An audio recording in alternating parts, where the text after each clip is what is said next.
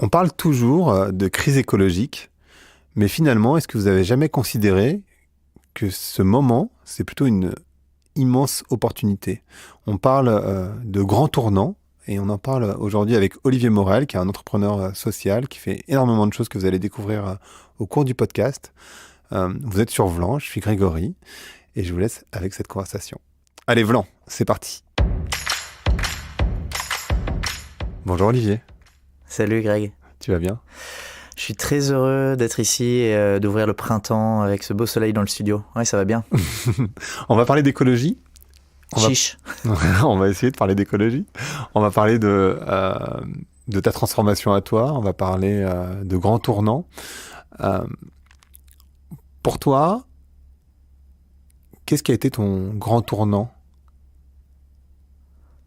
J'arrête pas. J'ai grandi à la montagne et en fait, j'arrête pas de faire du slalom. Ouais. J'aime les virages, j'aime les évolutions. Je te parlais de printemps en introduction. Bah oui, c'est le printemps en fait. Quand on est connecté à la vie, c'est un mouvement permanent. Et en même temps que c'est un mouvement permanent, effectivement, j'ai l'intuition, l'observation et puis la conviction que aujourd'hui, on est à un point d'inflexion, à un tournant majeur dans notre civilisation.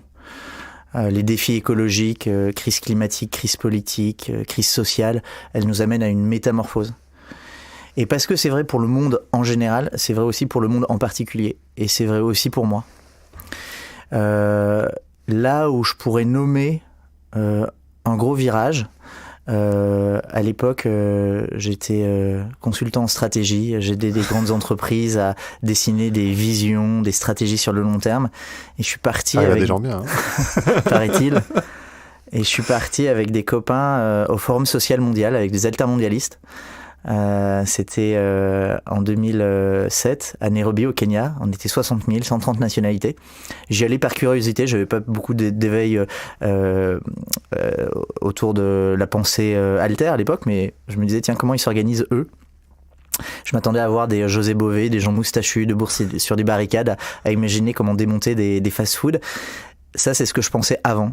Ouais. Et en fait, j'ai été touché par la diversité de ces personnes qui venaient du monde entier, sur leur denier personnel, juste autour d'un mantra qui était « un autre monde est possible ».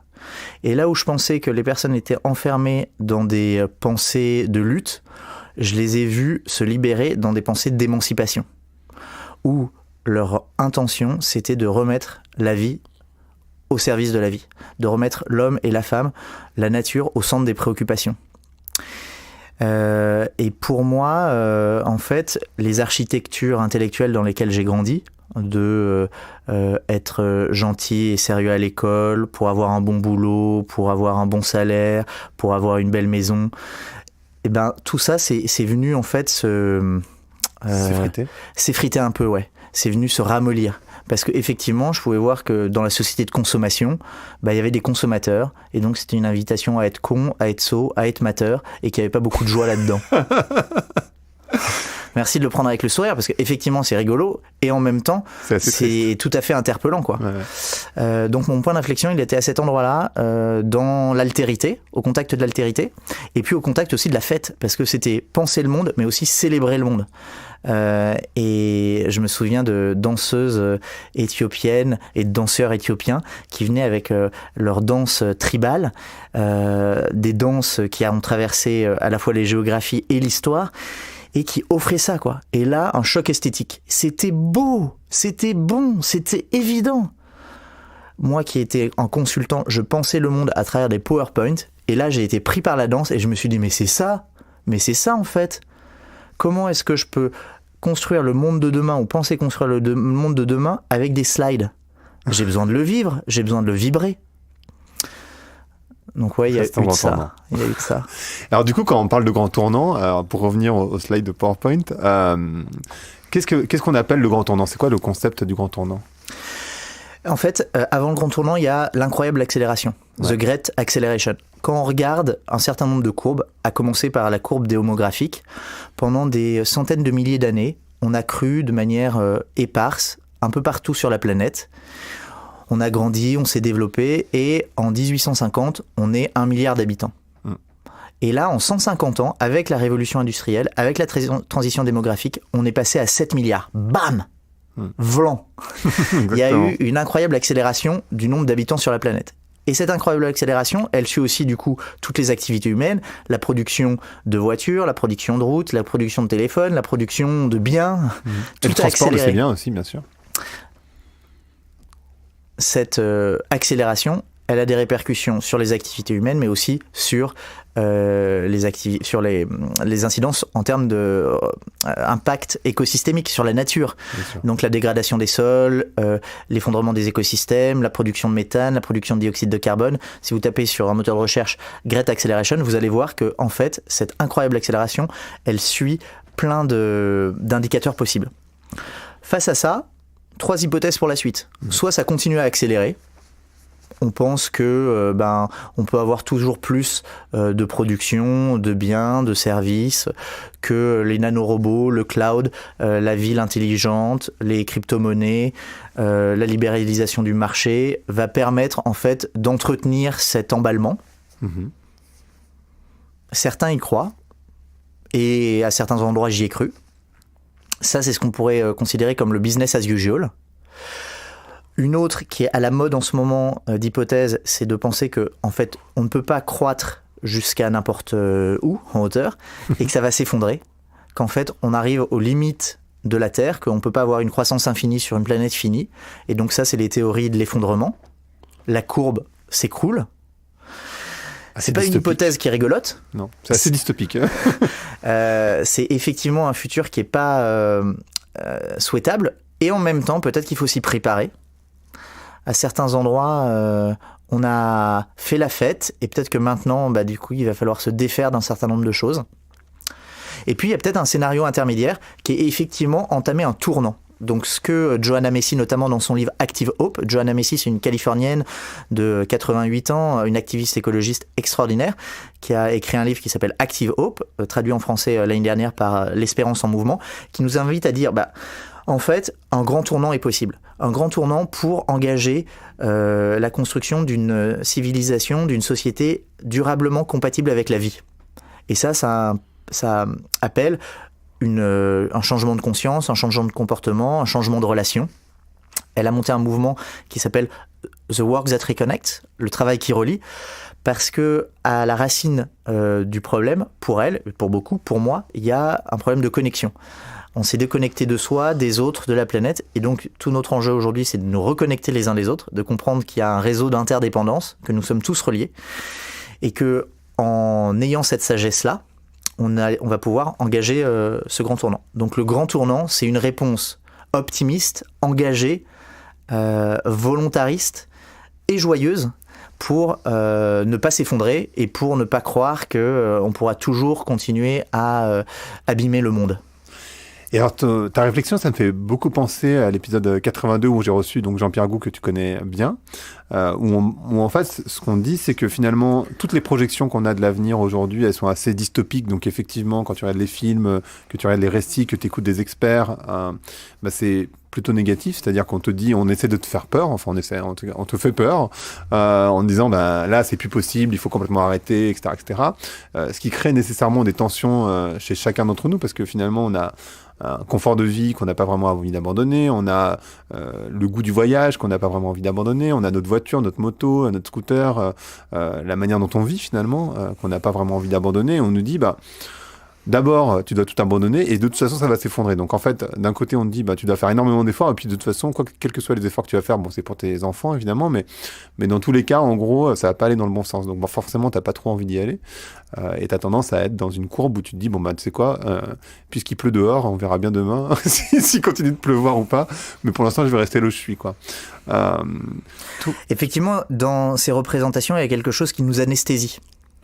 Super que Jean-Pierre travaille le désir, l'éros, un autre complice de Jean-Pierre et des conspirateurs optimistes de l'Institut des Futurs Souhaitables, Patrick Vivray, a cette vision de la nécessité de construire une stratégie érotique mondiale, de pouvoir réenchanter le monde pour qu'il nous donne désir, qui est une force puissante. En fait,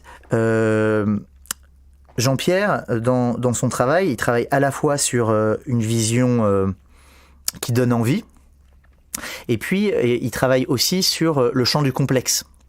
En fait, on est dans un monde qui est sacrément ambigu. Les Américains disent qu'il est devenu VUCA, volatile, incertain, complexe, ambigu. C'est un monde qui a plus de repères, ou dont les repères ont profondément changé. Je vous invite, en plus de Siècle bleu de Jean-Pierre, à lire le livre de Bruno Marion, Chaos mode d'emploi, qui est un petit 80 pages qui se dévore, et qui nous invite à dire à regarder le fait que parce qu'il y a eu une explosion du nombre d'individus dans notre société, une explosion du nombre d'échanges dans notre système, une explosion de la vitesse de ces échanges, on est en train de rentrer dans une zone de turbulence. En fait, un espace chaotique. Chaos mode d'emploi, c'est ça. On est dans un monde qui est chaotique, et c'est pas une manière critique ou pessimiste de décrire les choses, c'est juste une manière scientifique, une manière de décrire un état. Quand je parle de l'eau, elle est gazeuse, solide, liquide, il n'y a pas de préférence pour l'un ou l'autre, c'est juste des états qui sont différents et donc qui ont des modes de fonctionnement différents. Et aujourd'hui, on n'est plus dans un espace stable comme au XXe siècle, un espace connu. On est en train de rentrer dans un espace qui est mouvant, instable, chaotique. Et donc, on est dans un espace où nos modes de fonctionnement, nos modes de rapport au monde peuvent plus être celui du contrôle, de la prévision et de la planification. Dans les marques que tu accompagnes, dans les entreprises et les conseils de direction que j'accompagne, on se rend bien compte que c'est difficile d'établir des lignes de prévision sur le long terme. Ça ne veut pas dire que c'est pas important, mais ça veut dire qu'on doit s'ajuster en permanence. Il y a un modèle de Dave Snowden. Dave Snowden, c'est pas le hacker chevalier Edward Snowden, c'est l'ancien patron de l'innovation d'IBM, qui a monté un modèle qui s'appelle Sinfin, qui nous invite à regarder que quand les choses sont simples ou compliquées, on peut avoir des bonnes pratiques qui nous invitent à choisir les chaînes causales linéaires. Parce qu'il y a eu ça, ça va donner ça, ça va donner ça, ça va donner ça. Dans ces représentations, le passé influe sur le présent, qui influe sur l'avenir. Dans les systèmes complexes ou chaotiques, dans ce qui est en train d'ouvrir la physique quantique, en fait, le présent est relié au passé, est relié au futur, mais il y a des boucles de rétroaction qui influent dans tous les sens. Ça veut dire quoi ? Et c'est là que c'est dingue, et c'est là où Jean-Pierre Gou est un mec extra, c'est que le futur influe sur le présent. Notre vision du futur a une boucle de rétroaction sur le présent. Plus on énergise, ou plus on est disponible à une énergie présente dans le futur, qui nous fait vivre le présent, non pas dans la peur, mais avec courage, avec envie, et plus en fait, tout ça, ça va se transformer. Donc, à ta question de est-ce qu'il faut avoir envie du futur, il faut lui ouvrir les bras. Effectivement, les visions dystopiques, elles vont nourrir la peur, et les visions de futur souhaitable, merci à Mathieu Baudin, à Tariq Tchekchak, à Martin Serralta, à Delphine Blumero de l'Institut des futurs souhaitables, plus je serai accroché à des visions qui donnent envie de la vie, plus je vais trouver les forces aujourd'hui d'être connecté à ce qui fait sens.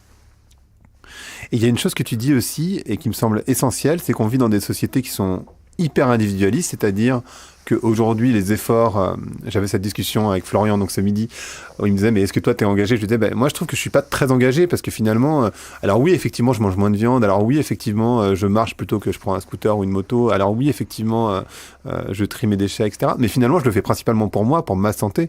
Je le fais pas nécessairement pour la planète. C'est très individualiste comme démarche. Et je crois que la problématique, elle est pas tant individualiste, elle est collective. Et je sais que toi, le collectif, c'est un truc qui te parle aussi.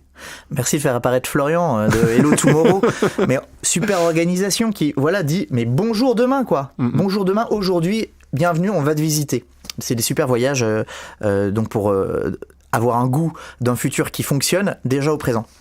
Par rapport à ce que tu disais sur, alors est-ce que c'est pour moi, est-ce que c'est pour les autres ? Moi, j'ai grandi avec les lunettes du XXe siècle où il y avait des séparations. C'était soit l'un, soit l'autre. Soit c'est du boulot, soit c'est perso, soit c'est pour moi, soit c'est pour les autres, soit c'est du business, soit c'est de la charité.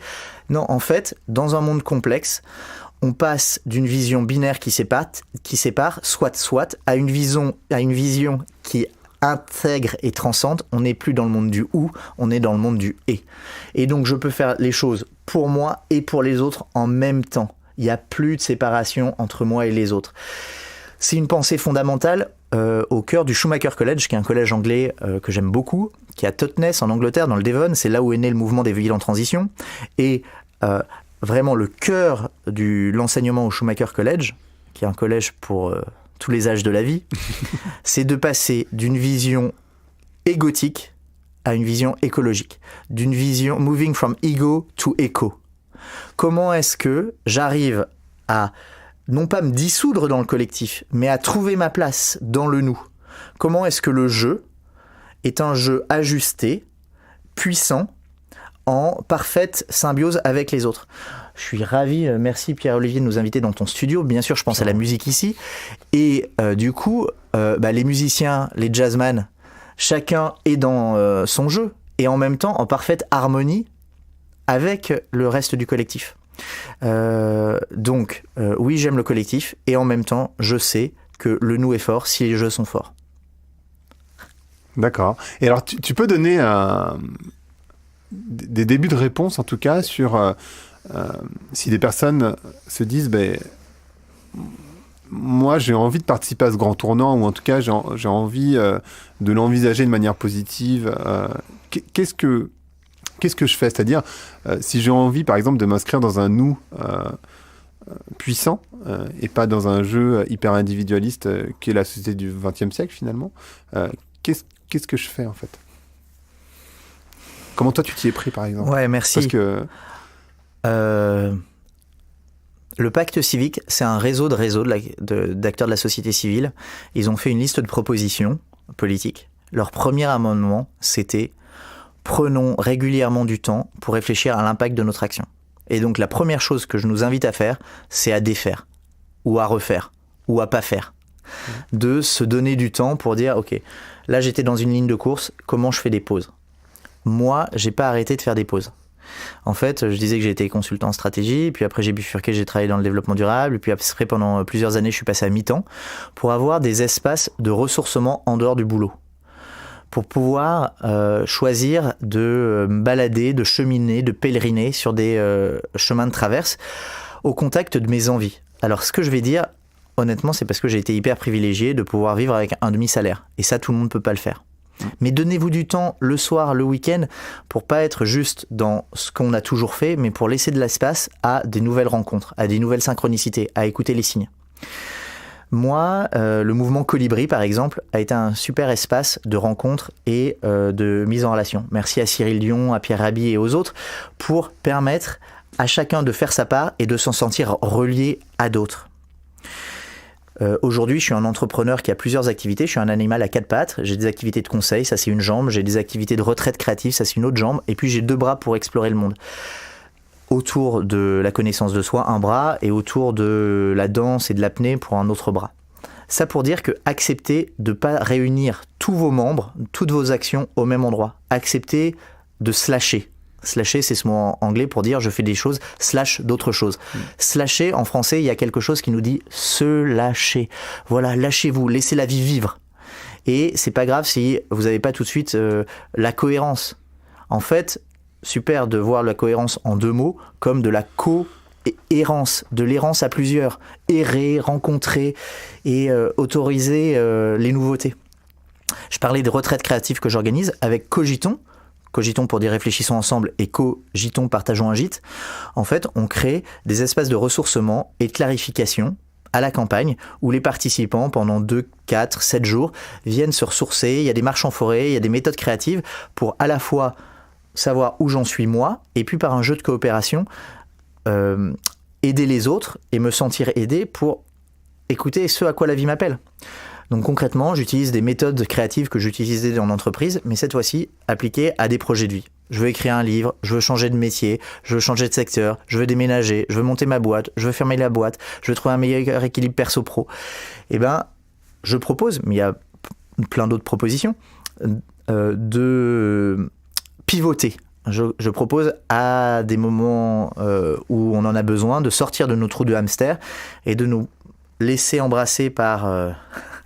la forêt, nous laisser convier à une belle tablée avec des tartes aux pommes, de nous laisser jouer avec des post-it. Et ces moments, entre guillemets, hors de l'ordinaire, deviennent extraordinaires et nous permettent de toucher à, bah ouais, en fait, c'est ça qui fait sens pour moi. J'ai pas besoin d'être révolutionnaire tout de suite, je peux déjà engager un petit pas pour participer à mieux d'harmonie en moi. Et quand j'ai plus mieux d'harmonie en moi, je suis plus en harmonie avec la vie et je participe au grand tournant. Est-ce que tu crois justement à la stratégie des petits pas, que ce soit pour les individus, pour les États ou pour les entreprises ? Je crois et je pratique. Et en même temps, j'ai conscience que ça suffit pas. J'ai couru 8 marathons. À chaque fois, les 42 km, ils ont commencé par un petit pas. J'ai marché 700 km sur le chemin de Saint-Jacques-de-Compostelle. À chaque fois, ça a commencé par un petit pas. Une des personnes les plus sages que j'ai rencontrées s'appelle Satish Kumar. C'est le fondateur du Schumacher College. Il invite à considérer la vie comme un voyage où nous sommes chacun des pèlerins. Et c'est pas la destination qui compte, c'est le chemin. Donc le but, c'est pas d'arriver, le but, c'est de cheminer. Donc chaque pas nous rapproche de ce qui compte pour nous, mais au moment présent, a de la valeur. Donc le petit pas, c'est un beautiful pas. C'est un small step, mais c'est un beautiful step. D'ailleurs, le collège Schumacher, il est en référence à l'économiste anglais E.F. Schumacher qui a écrit « Small is beautiful ». Donc, je nous invite à croire que c'est en faisant un pas qu'on va dans la bonne direction et qu'en plus, la valeur de ce pas est délicieuse. À côté de ça, il y a sans doute besoin aussi de changements systémiques. Cyril, dont on parlait tout à l'heure, avec l'affaire du siècle, et Marie, avec tous ces mouvements citoyens qui se mobilisent, appelle à un changement systémique. Et effectivement, il y a des architectures comme la création monétaire, comme les réglementations politiques sur la bio ou sur les semences, qui font que on peut faire des petits pas. Si on joue à un jeu où les dés sont biaisés, on n'arrivera pas à s'émanciper complètement. Donc il y a du changement individuel et du changement collectif. C'est pas l'un ou l'autre, c'est pas l'un avant l'autre, c'est l'un et l'autre.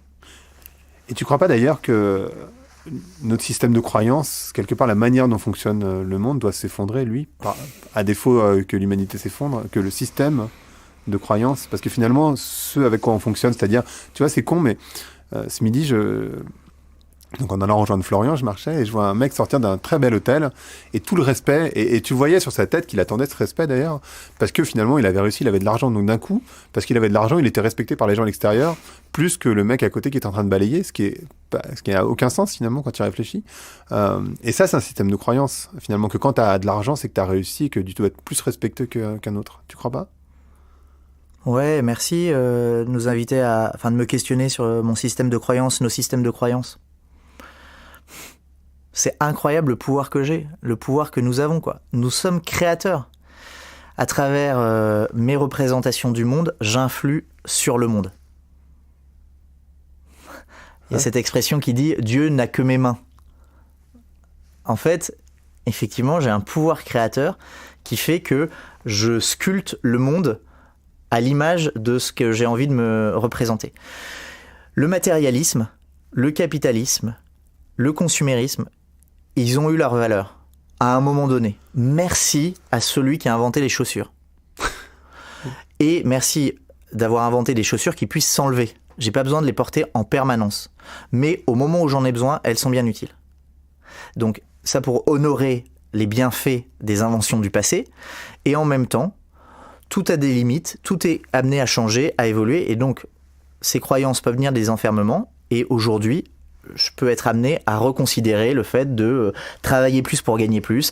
Ça a eu son heure de gloire à un moment et aujourd'hui, je comprends que les richesses, elles sont variées, que j'ai pas besoin de courir après les kilos euros, que je peux faire autre chose, que le bien-être, c'est pas que du faire plus.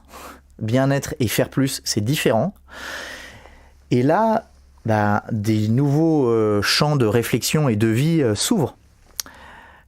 Sri Aurobindo, qui est un activiste indien avant Gandhi au XXe siècle, nous a invités à nous regarder comme des mutants, comme une espèce en mutation. Et c'est formidable. On est la première espèce à pouvoir être consciente et actrice de notre propre évolution. Le singe, il a évolué, mais il n'avait pas conscience qu'il évoluait. Nous, on peut être conscient et acteur de notre propre évolution. L'épigénétique le dit, les mouvements des colibris le dit. ça ouvre des perspectives qui sont enthousiasmantes. Et en même temps, on a tous des dissonances, c'est-à-dire, on en parlait tout à l'heure, mais de se dire, finalement, oui, mais qu'est-ce que j'ai besoin d'abandonner ? Et en même temps, j'ai pas envie de l'abandonner. Par exemple, très bien, l'argent, c'est pas le bon modèle, mais en même temps, aujourd'hui, ça l'est quand même. Et aujourd'hui, j'aime bien ma qualité de vie. Ces dissonances-là, comment toi, tu arrives à les gérer, en fait ? En fait, je pense que c'est pas le terme, c'est pas les gérer en fait. Je pense qu'il n'y a pas à les gérer, il y a à les reconnaître, les embrasser avec tendresse et pouvoir, peut-être avec un processus par exemple de CNV, de communication non violente, reconnaître que si elles sont là, c'est qu'elles répondent à des besoins et que ces besoins, ils sont vivants, je vais en prendre soin et qu'il y a différentes stratégies pour en prendre soin. Donc moi par exemple, mon étalon de réussite, c'était mon augmentation de salaire. Pourquoi ? Parce que je passais 8 heures par jour à bosser, et donc c'était beaucoup de temps, et donc il fallait que je réponde à mes objectifs, et si je répondais à mes objectifs, ça voulait dire que je bossais bien, et donc j'avais des augmentations. Et donc d'année en année, un de mes indicateurs, conscient ou inconscient, c'était ma progression salariale. Et puis je suis passé à mi-temps, et j'ai vu, en dégradant mon salaire de moitié, que en baissant mon cash flow, j'augmentais mon rien flow, mon promenade flow, mon kiff flow, mon amour flow, mon surf flow, mon forêt flow. Et ça, c'était merveilleux. Donc, j'ai pas dit non à l'argent, j'ai remis l'argent à ses justes proportions pour moi. À cet endroit-là, je voudrais dire que j'étais à un endroit qui était tout à fait exceptionnel, que je pouvais vivre avec un demi-salaire. Merci à ceux qui m'ont aidé pour pouvoir faire cette expérience. C'est pas le lot de tout le monde. Et donc, ça pose des questions de comment est-ce que on peut aujourd'hui permettre aux personnes de pas être juste mobilisées sur leur survie. Et ça, c'est une transformation qui doit être systémique. Peut-être qu'on y aura un autre podcast sur le revenu d'existence. Et alors justement, ce podcast s'appelle Vlan. Donc à quoi tu voudrais ouvrir ou claquer la porte aujourd'hui ?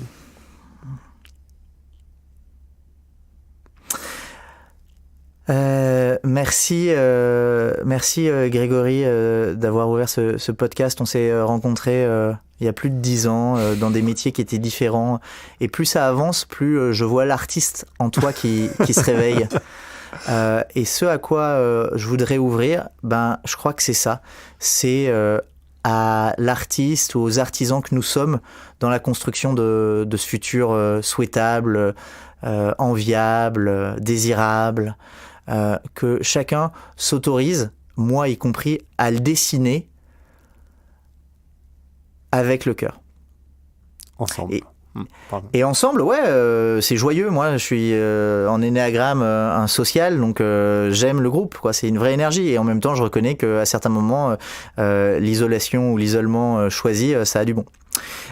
Donc, ouvrir à l'élan de la création, et puis à quoi je veux claquer la porte. Tu peux juste les ouvrir, mais vas-y, claque. À cette idée de ça marchera jamais.